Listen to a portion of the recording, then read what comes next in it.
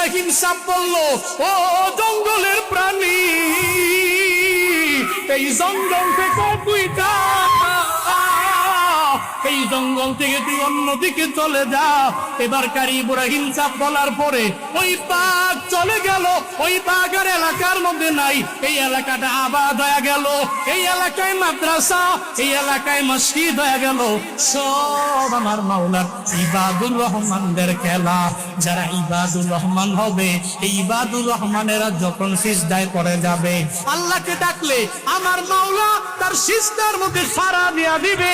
আল্লাহরে ডাকলে ওই বান্দা দাঁড়াইয়াও যখন আমার আল্লাহরে ডাকবে, হে মালিক, আল্লাহ গো তুমি আমার কথা মাইনা নাও। ইমাম গাজ্জালি রাহমাতুল্লাহি আলাইহি কয়, সে বলতে দেরি, সঙ্গে সঙ্গে তার রূহটাকে কবজ করে নিতে দেরি করে নাই।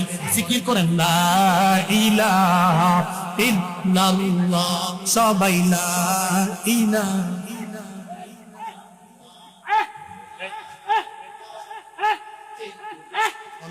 আল্লাহর সাথে আবার তাআল্লুকের কথা দুনিয়ার কোন ব্যক্তি জানতো না।